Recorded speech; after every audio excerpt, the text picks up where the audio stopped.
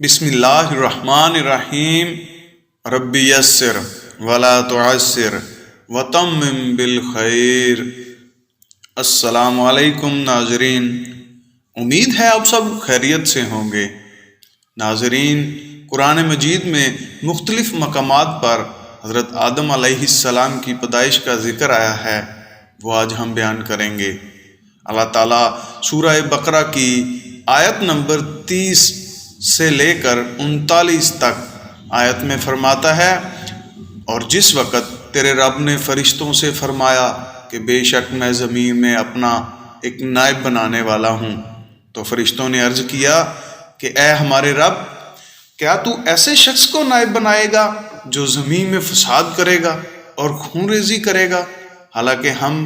تیری حمد کے ساتھ تیری خوبی اور پاکیزگی بیان کرتے ہیں۔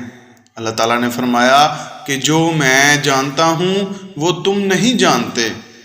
اور اللہ تعالیٰ نے حضرت آدم علیہ السلام کو تمام دنیاوی چیزوں کے نام سکھا دیے، پھر ان چیزوں کو فرشتوں کے سامنے پیش کیا اور فرمایا کہ مجھے ان چیزوں کے نام بتا دو اگر تم سچے ہو۔ فرشتوں نے عرض کیا، اے اللہ، تو پاک ہے، ہمیں ان چیزوں کے نام معلوم نہیں، مگر جتنا تو نے ہمیں سکھا دیا، بے شک تو ہی بڑے علم والا اور بڑی حکمت والا ہے۔ اللہ تعالیٰ نے فرمایا کہ آدم، تم ان چیزوں کے نام بتاؤ۔ پس جب حضرت آدم علیہ السلام نے فرشتوں کو ان چیزوں کے نام بتلائے تو اللہ تعالیٰ نے فرمایا کہ میں نے تمہیں کہا نہیں تھا کہ تحقیق میں آسمانوں اور زمینوں کے غیب جانتا ہوں، اور جو تم ظاہر کرتے ہو اور جو تم چھپاتے ہو۔ اب ذکر ابلیس کا سجدے سے انکار۔ اور جب اللہ نے فرشتوں سے کہا کہ آدم علیہ السلام کو سجدہ کرو تو سب فرشتوں نے سجدہ کیا، مگر ابلیس نے انکار کیا اور اپنے آپ کو بڑا سمجھا تھا، وہ کافروں میں سے، اور ہم نے حضرت آدم علیہ السلام سے کہہ دیا کہ تم اور تمہاری بیوی بہشت میں ٹھہرو، اور جہاں سے چاہو بہشت کے رزق سے کھاؤ، اور اس درخت کے قریب مت جانا، اگر تم اس کے قریب گئے یعنی اس سے کھا لیا تو ہو جاؤ گے ظالموں میں سے۔ پس شیطان نے ان دونوں کو پھسلا دیا اور اس جنت سے جس میں وہ تھے نکلوا کر چھوڑا، پھر ہم نے ان کو حکم دیا کہ اس بہشت سے اتر جاؤ، تم ایک دوسرے کے دشمن ہو، اور تم کو زمین میں ایک مقررہ وقت تک رہنا ہے اور فائدہ اٹھانا ہے۔ پس حضرت آدم علیہ السلام نے اپنے رب سے چند دعائیہ کلمات سیکھ لیے، اللہ نے ان کی غلطی کو معاف فرما دیا، اور اللہ تعالیٰ معاف کرنے والا، رحم کرنے والا ہے۔ ہم نے کہا کہ تم سب کے سب اس بہشت سے اتر جاؤ، پس اگر میری طرف سے تمہارے پاس ہدایت آئے تو اس پر چلنا، اور جو میری ہدایت پر چلیں گے تو ان پر کوئی ڈر نہیں ہوگا اور نہ وہ غمگین ہوں گے، اور جو لوگ میری نافرمانی کریں گے اور میری آیات کو جھٹلائیں گے وہ دوزخ میں ہمیشہ رہیں گے۔ اللہ عز و جل نے فرمایا سورہ آل عمران کی آیت نمبر 59 میں، بے شک حضرت عیسیٰ علیہ السلام کی مثال آدم علیہ السلام کی طرح ہے، اللہ نے اس کو مٹی سے پیدا کیا، پھر اس کو کہا کہ آدم ہو جا، پس وہ ہو گیا۔ دوسری جگہ اللہ تعالیٰ قرآن مجید میں سورہ نساء کی آیت نمبر 1 میں فرماتا ہے، اے لوگو، اپنے رب سے ڈرتے رہو، جس رب نے تم کو ایک جان سے پیدا کیا اور اس سے اس کی بیوی پیدا کی، اور ان دونوں کو آدم اور حوا علیہ السلام سے بہت سے مرد اور عورتیں پھیلا دیں، اور اس اللہ سے ڈرتے رہو جس کے واسطہ کے ساتھ تم آپس میں ایک دوسرے سے سوال کرتے ہو، اور رشتے ناطے توڑنے سے بچو، اللہ تم پر نگہبان ہے۔ ایک اور جگہ سورہ الحجرات کی آیت نمبر 13 میں اللہ تعالیٰ فرماتا ہے، اے لوگو، تحقیق ہم نے تم کو ایک مرد اور ایک عورت سے پیدا کیا، اور تم میں قومیں اور خاندان بنا دیے تاکہ آپس میں ایک دوسرے کو پہچان سکو، بے شک تم میں سے اللہ کے نزدیک زیادہ معزز اور مکرم وہ ہے جو تم میں سے زیادہ پرہیزگار ہے۔ ایک جگہ قرآن مجید میں سورہ الاعراف کی آیت نمبر 189 میں اللہ تعالیٰ فرماتا ہے، اللہ وہ ہے جس نے تم کو ایک جان سے پیدا کیا، پھر اس سے اس کی بیوی بنائی تاکہ وہ اس کے ذریعے سے سکون حاصل کرے۔ ایک اور جگہ پر اللہ تعالیٰ نے سورہ الاعراف اللہ تعالیٰ فرماتا ہے، اور تحقیق ہم نے تمہیں پیدا کیا، پھر تمہاری شکلیں بنائی، پھر ہم نے فرشتوں سے کہا کہ آدم علیہ السلام کو سجدہ کرو، تو انہوں نے سجدہ کیا مگر ابلیس سجدہ کرنے والوں میں سے نہ تھا۔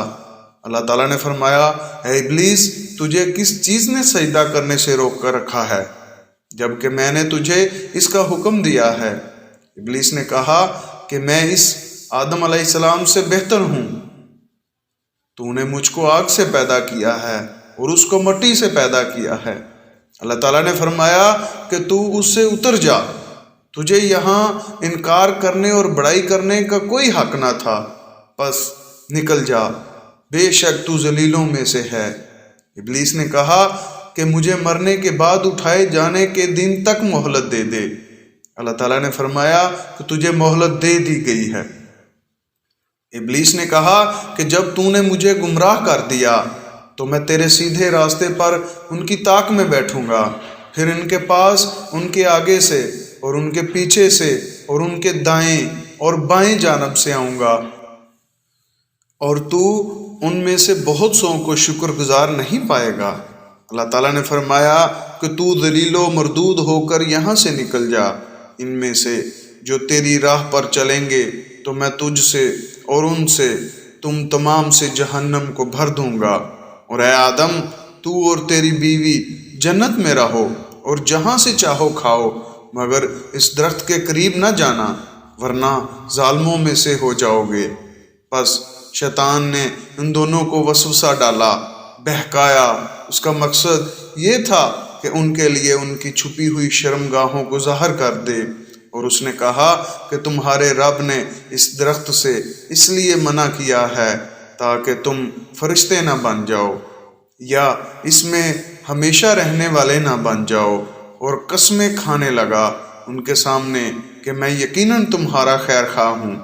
آخر اس نے دھوکہ دے کر ان کو پھسلا لیا، تو جو ہی انہوں نے وہ درخت چکھا تو ان کی شرمگاہیں ان کے لیے ظاہر ہو گئیں، اور وہ مارے شرم کے جنت کے درختوں کے پتوں کو اپنے اوپر چپکانے لگے، اور ان کے رب نے ان کو آواز دی، کیا میں نے تم کو اس درخت سے روکا نہیں تھا اور کہا نہیں تھا کہ یقیناً شیطان تمہارا کھلا دشمن ہے؟ اب وہ دونوں لگے التجائیں کرنے کہ اے ہمارے رب، ہم نے اپنے اوپر ظلم کیا ہے، اگر تو ہمیں معاف نہیں کرے گا اور رحم نہیں کرے گا تو ہم خسارہ پانے والوں میں سے ہوں گے۔ اللہ تعالیٰ نے فرمایا، تم اتر جاؤ، تم ایک دوسرے کے دشمن ہو اور تمہیں زمین میں رہنا ہے اور ایک وقت تک نفع اٹھانا ہے۔ اللہ تعالیٰ قرآن مجید میں سورۃ طٰہٰ کی آیت نمبر 55 میں فرماتا ہے، اسی زمین سے پیدا کیا ہم نے تم کو اور اسی میں لٹائیں گے ہم تم کو، اور اسی زمین سے دوسری مرتبہ ہم تم کو باہر نکالیں گے۔ ایک اور جگہ اللہ تعالیٰ سورہ حجرات کی آیت نمبر 26 سے 44 تک میں فرماتا ہے، اور ہم نے انسان آدم علیہ السلام کو کھنکھناتے کالے سڑے ہوئے گارے سے پیدا کیا ہے، اور جان یعنی جنوں کے باپ کو ہم نے اس سے پہلے ہی آگ سے پیدا کیا۔ اور جب تیرے رب نے فرشتوں سے فرمایا کہ بے شک میں آدمی کو کھنکھناتے کالے سڑے ہوئے کیچڑ سے پیدا کرنے والا ہوں، پس جب میں اس کو پورا بنا لوں اور اس میں اپنی پیدا کی ہوئی روح پھونک دوں تو اس کے لیے سجدہ میں گر جانا۔ پھر سب فرشتوں نے سجدہ کیا مگر ابلیس نے انکار کیا کہ وہ سجدہ کرنے والوں کے ساتھ شریک ہو۔ اللہ تعالیٰ نے ابلیس سے کہا، اے ابلیس، تو سجدہ کرنے والوں میں شریک کیوں نہ ہوا؟ اس نے کہا کہ میں اس انسان کو سجدہ نہیں کر سکتا جس کو تو نے بجنے والی کالی بدبودار مٹی سے پیدا کیا ہے۔ اللہ تعالیٰ نے فرمایا تو نکل جا، تو راندہ ہوا ہے اور بے شک قیامت کے دن تک تجھ پر لعنت ہے۔ اس نے کہا کہ اے میرے رب مجھے اس دن تک مہلت دے دے جب لوگ دوبارہ اٹھائے جائیں گے۔ اس نے کہا اے میرے رب چونکہ تو نے مجھے گمراہ کر دیا ہے اس لیے میں زمین میں ان کے اعمال بد ان کو خوبصورت کر کے دکھاؤں گا اور ان سب کو ضرور گمراہ کروں گا، مگر ان میں سے تیرے مخلص بندے میرا ان پر بس نہیں چل سکے گا۔ اللہ تعالیٰ نے فرمایا یہی مجھ پر سیدھا راستہ ہے، بے شک میرے بندوں پر تیرے لیے کوئی غلبہ نہیں ہوگا مگر وہ گمراہ لوگ جو تیری پیروی کریں گے، ان پر تیرے بہکاوے کا اثر ہوگا اور بے شک ان سب کے لیے جہنم کا وعدہ ہے۔ اس کے 7 دروازے ہیں، ہر دروازے کے لیے ان کا ایک حصہ تقسیم کیا ہوا ہے۔ قرآن مجید میں سورہ الاسراء میں اللہ تعالیٰ فرماتا ہے اور جب ہم نے فرشتوں سے کہا کہ آدم کو سجدہ کرو تو انہوں نے سجدہ کیا مگر ابلیس نے سجدہ نہیں کیا۔ اس نے کہا کیا میں اس آدم علیہ السلام کو سجدہ کروں جس کو تو نے مٹی سے پیدا کیا ہے؟ پھر ابلیس نے کہا اچھا دیکھ لے تو نے اس کو مجھ پر بزرگی تو دے دی، اگر مجھے بھی قیامت تک تو نے ڈھیل دے دی ضرور اس کی اولاد کی جڑ کاٹ ڈالوں گا، تباہ کروں گا، مگر تھوڑے لوگ مجھ سے بچ سکیں گے۔ اللہ تعالیٰ نے فرمایا پس ان میں سے جس نے تیری پیروی کی تو تم سب جہنم کی سزا ہوں گے، پوری سزا ہے، اور ان میں سے جس کو بہکا سکتا ہے اپنی آواز کے ساتھ ان کو بہکا اور ان پر اپنے پیادے اور سوار لشکر چڑھا، ہر طرح سے پورا زور لگا لے اور مال و اولاد میں ان کا شریک بن اور ان سے جھوٹے وعدے کر اور ان کو دھوکہ دینے کے لیے ہی شیطان وعدے کرتا ہے۔ بے شک میرے مخلص بندوں پر تیرے لیے کوئی غلبہ نہیں ہوگا اور تیرا رب کام بنانے والا کافی ہے۔ اللہ تعالیٰ سورہ الکہف کی آیت نمبر 50 میں فرماتا ہے اور جب ہم نے فرشتوں سے کہا کہ آدم کو سجدہ کرو تو انہوں نے سجدہ کیا مگر ابلیس نے انکار کیا، وہ جنوں میں سے تھا، پس اس نے اپنے رب کے حکم کی نافرمانی کی۔ پس کیا تم اس کو اور اس کی اولاد کو میرے سوا دوست بناتے ہو، حالانکہ وہ تمہارا کھلا دشمن ہے، اور ظالموں کے لیے یہ برا بدلہ ہے کہ اللہ کو چھوڑ کر شیطان کو دوست نہ لیا۔ اللہ تعالیٰ قرآن مجید میں ایک اور جگہ سورہ طٰہٰ میں فرماتا ہے اور تحقیق ہم نے آدم علیہ السلام سے وعدہ لیا تھا، اس سے پہلے تو وہ بھول گیا اور ہم نے اس میں سے مضبوطی نہیں پائی، اور جب ہم نے کہا فرشتوں کو کہ آدم علیہ السلام کو سجدہ کرو تو انہوں نے سجدہ کیا لیکن ابلیس نے انکار کیا،